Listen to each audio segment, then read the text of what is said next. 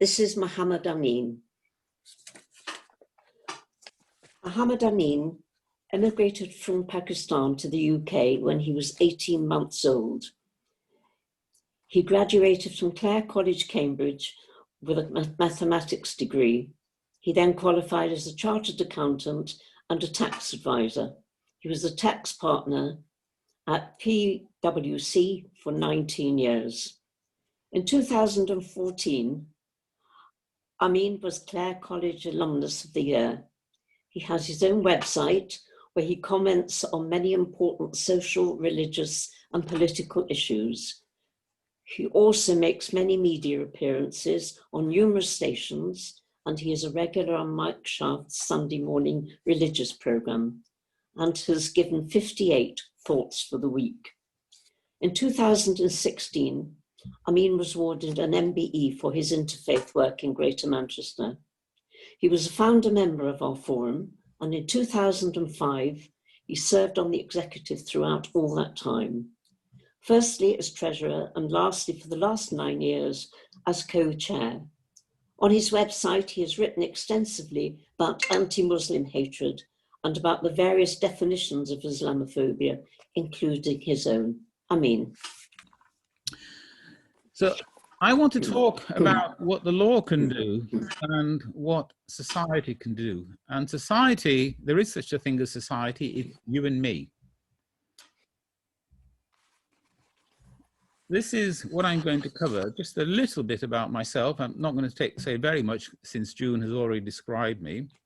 And I want to talk about something I've called bad attitudes and bad behaviors. And bad is a very elastic word. It covers a lot of things.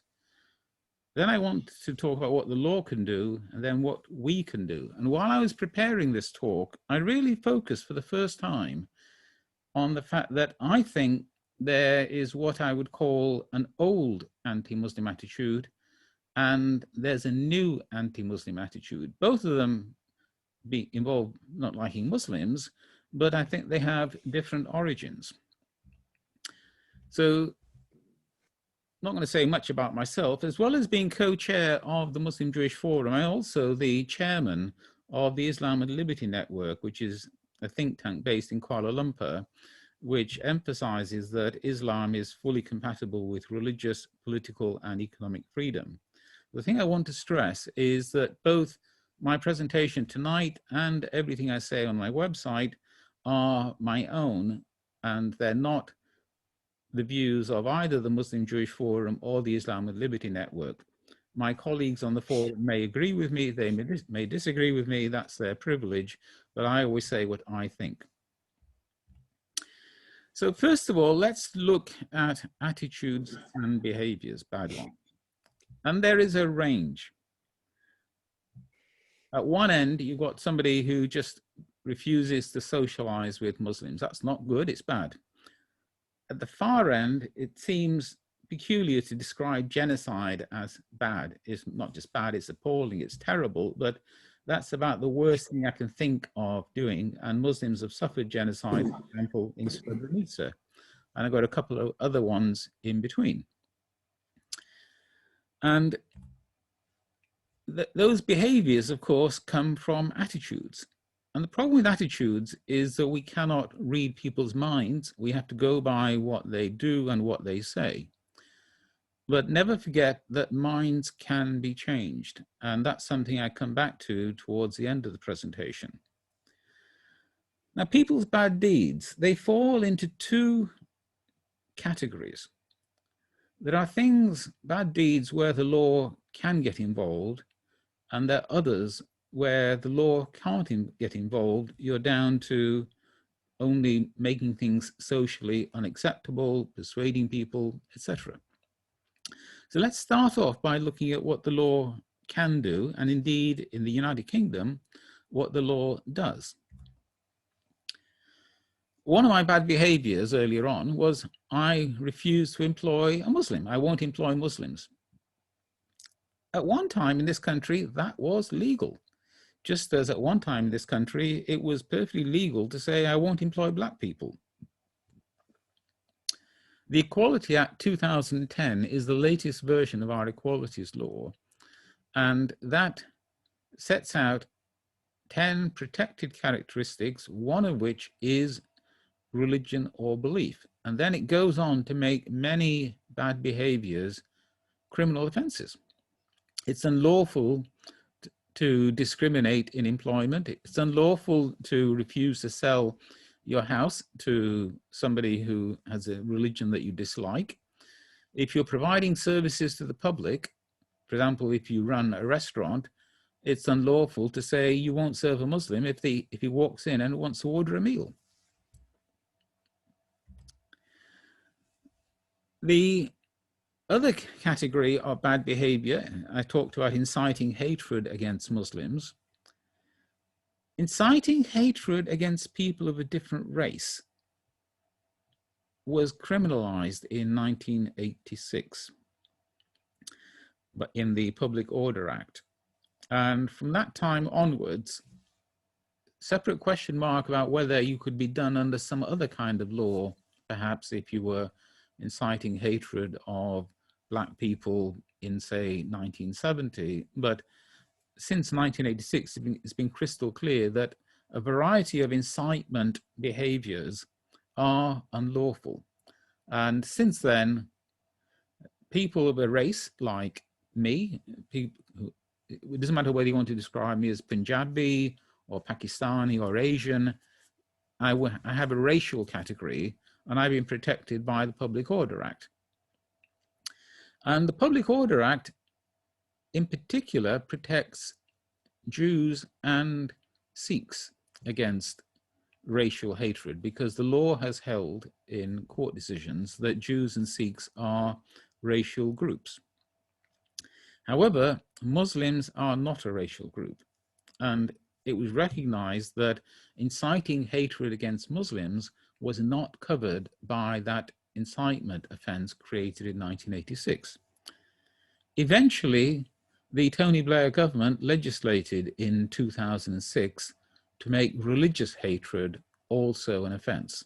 It was in this act in 2006, but it did it by amending the 1986 Public Order Act by putting in a new Part 3A.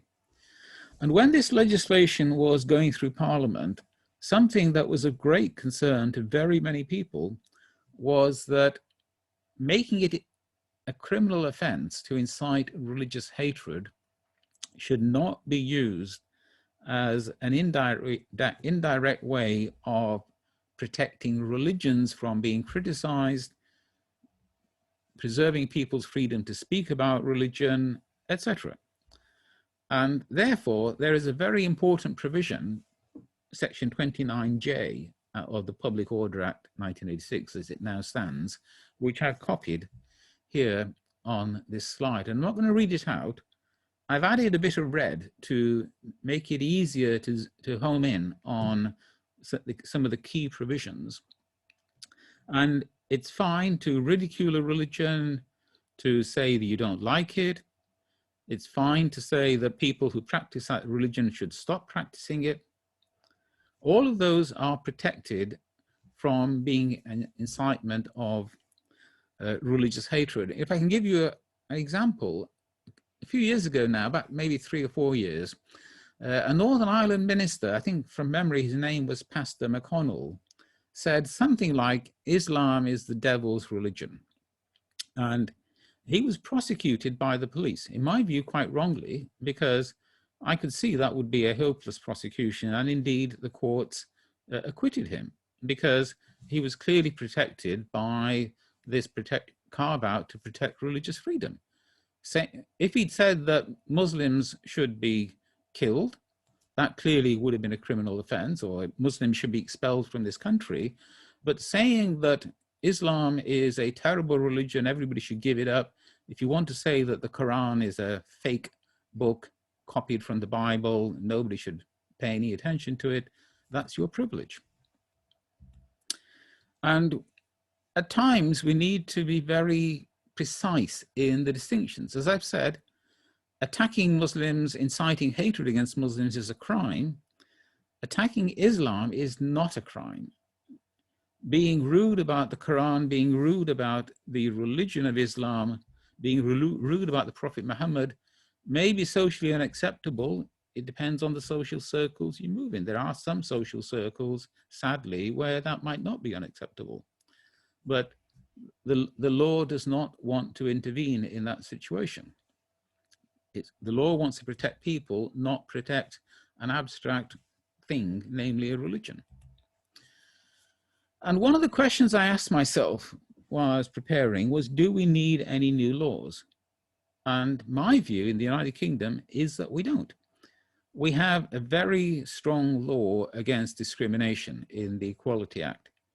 It does need better enforcement. Quite regularly, people do tests. They send off CVs to potential employers, the researchers do, and the CVs are basically identical in terms of people's experience and qualifications, but some of the applicants have names like John Smith, and some of the applicants have names like Mohammed Amin. And John Smith is much more likely to be called for an interview than Mohammed Amin. And that is clearly wrong. We need mechanisms to challenge that. Maybe we need to prosecute more people, but the law itself is there. There's nothing wrong with the law. And similarly, incitement of hatred against Muslims is a criminal offense. And while Muslims may not like people slagging off Islam, Christians have to put up with it all the time. Christianity has been slagged off in this country for decades. Sometimes people disguise their hatred of Muslims in language that looks like they're only talking about Islam. And that can be very hard to spot and identify and distinguish. All I can say is you need to look at the facts. It's a bit like the issue in anti-Semitism, where people sometimes say they're not being anti-Semitic, they're just criticizing and attacking Israel, but they do it in such a way and so obsessively that it's obvious that person just hates Jews. And you do find the same thing with people hiding their hatred of Muslims in language that says we're actually criticizing Islam. Social things, you just cannot govern by law. If somebody won't make friends with Muslims, if somebody won't vote for Afzal Khan, for example, because he's a Muslim politician, if somebody just won't socialize with Muslims, the law can't get involved. It's the job of Muslims and non-Muslims who are sensible to help change those attitudes by talking to people. So now I want to go on to the question of how we actually change people's attitudes. And here I'm particularly addressing Muslims, but it applies equally to non-Muslims who want to help to make our society better. And as I said, I identify that there are old anti-Muslim attitudes and new ones. History of Europe, 2000 years in one slide, basically. We had a totally hegemonic Christian church. In Western Europe, it was the Roman Catholic Church. In Eastern Europe, Russia, it was the Orthodox Church. And after Martin Luther, we also had the Protestant churches. And in Europe, there was enormous hostility to the Jews that lived in Europe amongst these Christians and to Judaism as a religion. Historically, Christianity as a new religion defined itself against Judaism. At the same time, these Europeans were very conscious of facing an external threat from Muslims and Islam. Remember, starting in the mid-600s, Arabs had conquered the whole of North Africa, which was all Christian until the Arabs conquered it. They even conquered Spain, although the Spaniards eventually reconquered it, and they conquered eastwards to places like Iran. But as far as the Europeans were concerned, they were particularly worried about the Arab conquest. And later on, when the Ottoman Turks came along, captured Byzantium, Constantinople as it was then called, and then spread into Greece, Bulgaria, Romania, and were besieging Vienna. And I picked the date 1683, which was the last time the Ottoman Turks tried to capture Vienna. And that date, Anders Behring Breivik, the Norwegian terrorist who killed a lot of young people because he felt that the Norwegian government wasn't anti-Muslim enough, he was obsessed with the assault on Vienna. So what can we do about this? We need to know history better and then to share that more accurate history. Muslims have made a massive contribution to world civilization. There was actually a very long history of Arabs and Christians collaborating. Lots of Christians carried on living and still do today, living in countries that were conquered by the Arabs. There's a very big Christian minority in Egypt, for example. In the Lebanon, there was a very big Christian minority in Iraq until the 2003 invasion. Something even more interesting, which I only learned a few years ago, when the Ottomans were besieging Vienna, there were Christians fighting on both sides. Obviously, there were Christians defending Vienna, but there were other Christians fighting with the Ottoman Turks. And there were also Muslims fighting on the side of the Viennese, because there's been a long-standing Muslim community in Lithuania, and they were actually allied with the Viennese. History isn't as simple as Europeans against them Muslims. It's much more complicated than that. The language that we use can either divide or unite. If a Muslim keeps talking about how he worships Allah, while a Christian is talking about how they worship God, it's very easy to assume that you're talking about two different gods. I have come across otherwise educated Americans who really think that. Obviously, if you ask the Archbishop of Canterbury or the Pope, they will tell you that Muslims worship exactly the same God as Christians. And when I talk about Islam, I only ever talk about God. Similarly, when Muslims talk about Isa, it's very easy to confuse people. Talk about Jesus. A very easy trap to fall into is this phrase Muslim world, which I see regularly, and I hate it because it implies that there's something different about the Muslim part of the world that is somehow fundamentally different from what people call the West, which is another phrase I actually personally avoid. I only ever talk about Muslim majority countries, because as soon as you say Muslim majority countries, and there's no country where 100% of the people living there are Muslims, then straight away you're aware that the countries where those countries have minorities, and similarly, Britain is simply a country where Muslims are in a minority. The word we should never be used to talk about British Muslims, because straight away it separates British Muslims from the rest of Britons. I talk about British Muslims, I say British Muslims. When I use the word we, I'm referring to everybody in the UK. Get involved, talk to schools, write, get involved on issues that are nothing to do with Islam. If you're in the NHS, get involved in issues to do with NHS leadership. Because, for example, when I speak about tax policy, I'm also sending out another message, which is that Muslims are normal British people and often highly educated and very expert British people. And finally, I want to talk about what I call the new anti-Muslim attitudes. And fundamentally, the cause of these new anti-Muslim attitudes is Muslims behaving badly. I've lived in this country since 1952, and the white Britons from that time until 1989 only saw me as an Asian. They were not in the least bit interested in my religion.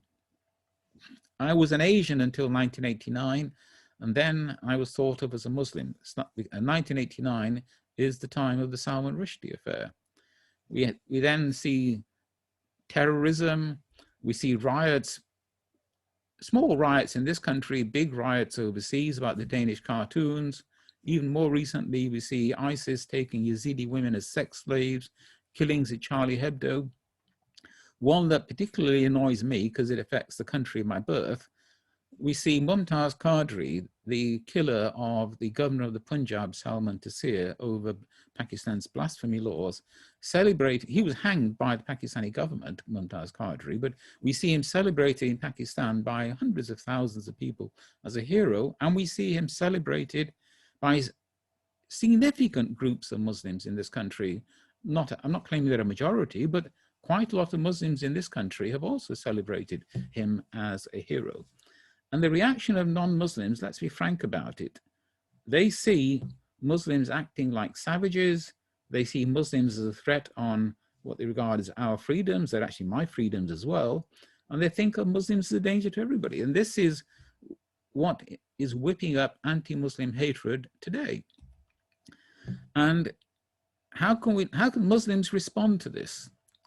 The first point is to be when you criticize Muslims who do things that are wrong, you have to do it unequivocally.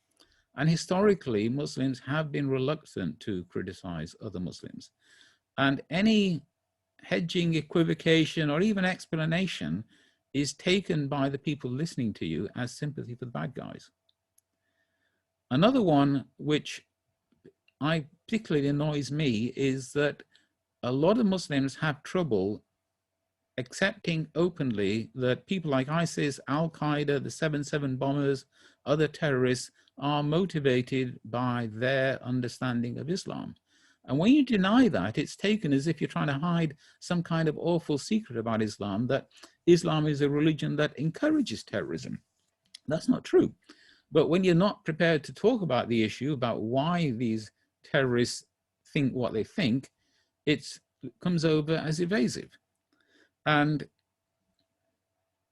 where there's a clash, as you see it, between traditional Islamic teachings as you see them and European liberalism, be prepared to debate that, because people want to ask questions about it.